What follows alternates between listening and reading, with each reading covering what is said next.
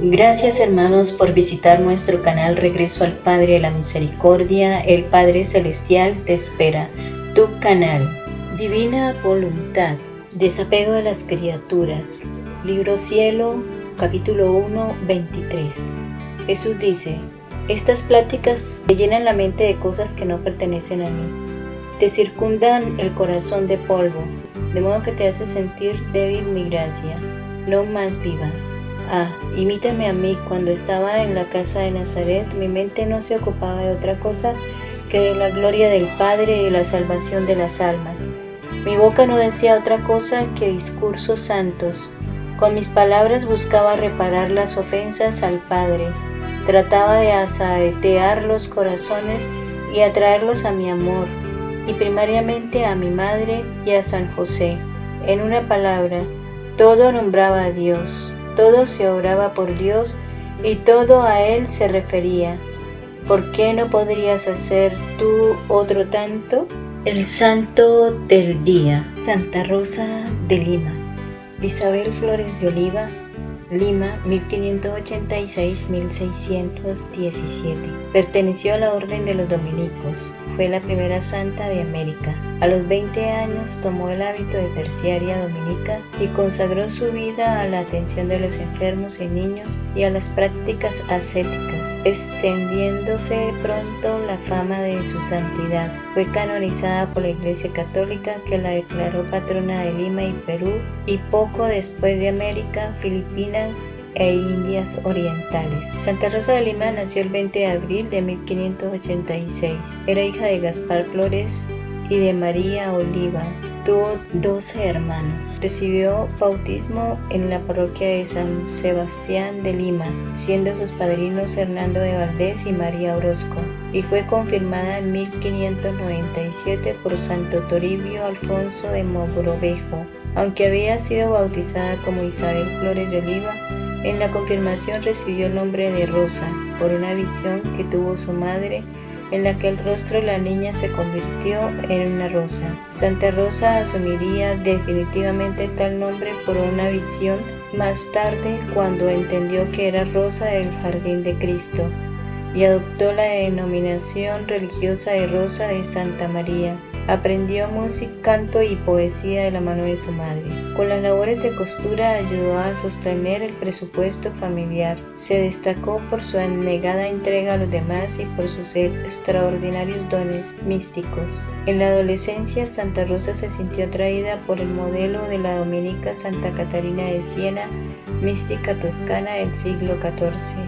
Siguiendo su ejemplo, se despojó de su atractiva cabellera e hizo voto de castidad perpetua, contrariando los planes de sus padres, cuya idea era casarla. Quiso ingresar en la orden dominica. Al no haber ningún convento de la orden en la ciudad, en 1606 tomó el hábito de terciaria dominica en la iglesia limeña de Santo Domingo. Nunca llegaría a recluirse en un convento.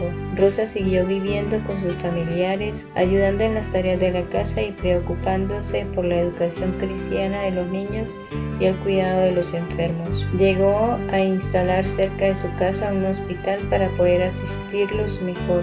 En estos menesteres ayudó al parecer un fraile mulato que, como ella, estaba destinado a ser elevado a los altares, San Martín de Porres. Por orden de sus confesores anotó las bendiciones que recibió del cielo, componiendo así el panel titulado Escala Espiritual. Encontró inspiración en las obras teológicas de Fray Luis de Granada. Hacia 1615, y con ayuda de su hermano Hernando Flores de Herrera, construyó una pequeña celda o ermita de 2 metros de espacio en el jardín de la casa de sus padres. Allí Santa Rosa de Lima se recogía a orar y a hacer penitencia, practicando el ascetismo con corona de espinas bajo el velo, cabellos clavados a la pared para no quedarse dormida, y él como bebida, ayunos rigurosos y disciplinas constantes. Sus biógrafos cuentan que sus experiencias místicas y estados de éxtasis eran muy frecuentes. Según parece, semanalmente experimentaba un éxtasis. Se dice que cada jueves por la mañana se encerraba en su oratorio y no volvía en sí hasta el sábado por la mañana. Se le atribuyeron asimismo varios dones, como el de profecía. Según la tradición, profetizó su muerte un año antes. La leyenda sostiene que incluso salvó a la capital peruana de una incursión de los piratas. Tuvo intensa experiencia espiritual, llena de éxtasis y prodigios como la comunicación con plantas y animales, sin perder jamás la alegría de su espíritu aficionado a componer canciones de amor con simbolismo místico, y la belleza de su rostro. Llegó así a alcanzar el grado más alto de la escala mística, el matrimonio espiritual. La tradición cuenta que en la iglesia de Santo Domingo vio a Jesucristo y éste le pidió que fuera su esposa. El 26 de marzo de 1617 se celebró en la iglesia de Santo Domingo de Lima su místico desposorio con Cristo, siendo Fray Alonso Velázquez uno de sus confesores quien puso en sus dedos el anillo simbólico en señal de unión perpetua. Rosa predijo que su vida terminaría en la casa de su bienhechor y confidente Gonzalo de la Maza, contador del Tribunal de la Santa Cruzada, en la que residió en estos últimos años. Pocos meses después de aquel místico desposorio, Santa Rosa de Lima cayó gravemente enferma y quedó afectada por una aguda hemiplegia. La Virgen limeña entregó así su alma a Dios el 24 de agosto de 1617 en las primeras horas de la madrugada. Tenía solo 31 años. Oración inicial. Dios Todopoderoso, de quien procede todo bien, siembra en nuestros corazones el amor de tu nombre, para que haciendo más religiosa nuestra vida, acrecientes el bien en nosotros y con solicitud amorosa lo conserves. Por Jesucristo nuestro Señor.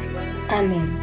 Recuerda, el Evangelio consiste en conocer a Cristo a través de la reflexión de la palabra, hacer la palabra parte de todo mi ser, entregarle mi voluntad para que Él se haga vida en mí y seamos uno solo.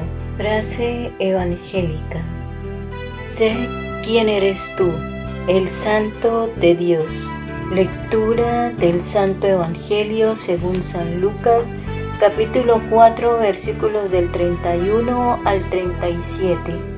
Bajó a Cafarnaúm, ciudad de Galilea, y los sábados les enseñaba. Quedaban asombrados de su doctrina, porque hablaban con autoridad. Había en la sinagoga un hombre que tenía el espíritu de un demonio inmundo y se puso a gritar a grandes voces: ¡Ah! ¿Qué tenemos nosotros contigo, Jesús de Nazaret? ¿Has venido a destruirnos? Sé quién eres tú, el Santo de Dios. Jesús entonces le conminó diciendo: cállate y sal de él.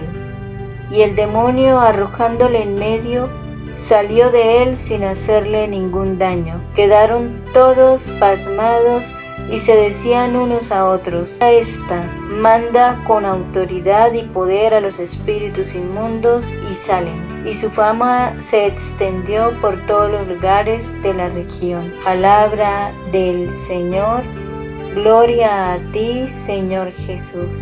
Reflexión. En el Evangelio de hoy vamos a ver de cerca dos asuntos: la admiración de la gente por la manera en que Jesús enseña y sana a un hombre poseído por un demonio impuro. No todos los evangelistas cuentan los hechos del mismo modo. Para Lucas, el primer milagro es la calma con que Jesús se libró de la amenaza de muerte de parte de la gente de Nazaret. Lucas 4, 29-30. Y la curación del hombre poseído. Lucas 4, del 33-35. Para Mateo, el primer milagro es la curación de algunos enfermos y endemoniados. Mateo 4:23. O más específicamente la curación de un leproso. Mateo 8, del 1 al 4. Para Marcos fue la expulsión de un demonio. Marcos 1, del 23 al 26. Para Juan, el primer milagro fue en Caná, donde Jesús transformó el agua en vino. Juan 2, 1 al 11. Así, en la manera de contar las cosas, cada evangelista muestra cuál fue según él, la mayor preocupación de Jesús. Lucas 4:31. El cambio de Jesús para Cafarnaún. Jesús bajó a Cafarnaún, ciudad de la Galilea, y allí enseñaba los sábados. Mateo dice que Jesús fue a vivir a Cafarnaún, Mateo 4:13. Cambió de lugar de residencia. Cafarnaún era una pequeña ciudad junto al cruce de dos vías importantes, una que venía de Asia Menor e iba para Petra en el sur de Transjordania, y otra que venía de la región de los ríos Éufrates y Tigris y bajaba hacia Egipto. El cambio para Cafarnaún facilitaba el contacto con la gente y la divulgación de la buena noticia. Lucas 4:32. La admiración de la gente por las enseñanzas de Jesús. La primera cosa que la gente percibe es la forma diferente que Jesús tiene de enseñar. No es tanto el contenido, sino la forma de presentarlo lo que impresiona. Jesús hablaba con autoridad. Marcos añade que por su manera diferente de enseñar, Jesús creaba una conciencia crítica en la gente con relación a las autoridades religiosas de la época. La gente percibía y comparaba. Él enseñaba con autoridad, diferente de los escribas. Marcos 1:22-27. Los escribas de la época enseñaban citando a las autoridades. Jesús no cita a ninguna autoridad, sino que habla desde su propia experiencia de Dios y de la vida. Lucas 4:33-35. Jesús combate contra el poder del mal. El primer milagro es la expulsión de un demonio. El poder del mal se apoderaba de la gente y las alienaba. Jesús devuelve las personas a ellas mismas, les devuelve la conciencia y libertad, y lo hace por el poder de su palabra. Cállate y sal de él. En otra ocasión dice: pero si por el dedo de Dios expulso yo los demonios, es que ha llegado a vosotros el reino de Dios. Lucas 11:20. Hoy también mucha gente vive alienada de sí misma por el poder de los medios de comunicación, de la propaganda, del gobierno y del comercio. Vive esclava del consumismo, oprimida por las deudas, amenazada por los cobradores. Piensa que no vive bien si no compra aquello que la propaganda anuncia. No es fácil expulsar este poder que hoy aliena a tanta gente y devolver las personas a ellas mismas. Lucas 1:36-37. La reacción de la gente manda sobre los espíritus impuros. Además de la forma diferente que Jesús tiene de enseñar las cosas de Dios, el otro aspecto que causaba admiración en la gente es el poder que Jesús tiene sobre los espíritus impuros. ¿Qué palabra es esta? Manda sobre los espíritus impuros con autoridad y poder, y ellos salen. Jesús abre un nuevo camino a la gente para poder conseguir la pureza mediante el contacto con Él. En aquel tiempo una persona impura no podía comparecer ante Dios para reparar y recibir la bendición prometida por Abraham. Tenía que purificarse primero. Había muchas leyes y normas que dificultaban la de la gente y marginaban a mucha gente considerándola impura. Pero ahora, purificadas por la fe en Jesús, las personas podían comparecer de nuevo en presencia de Dios y rezarle sin necesidad de recorrer a aquellas complicadas y a veces dispendiosas normas de pureza. Confronta tu vida. Jesús suscita admiración entre la gente. La actuación de nuestra comunidad en el barrio produce alguna admiración en la gente. ¿Cuál? Jesús expulsaba el poder del mal y devolvía a las personas a ellas mismas. Hoy mucha gente viene alienada de sí misma y de todo. ¿Cómo devolverlas ellas mismas? Propósito del día. Hoy elegiré a una persona para hablarle de mi experiencia de conversión. Oración final. Es Yahvé clemente y compasivo, tardo la cólera y grande en amor. Bueno es Yahvé para con todos, tierno con todas sus criaturas.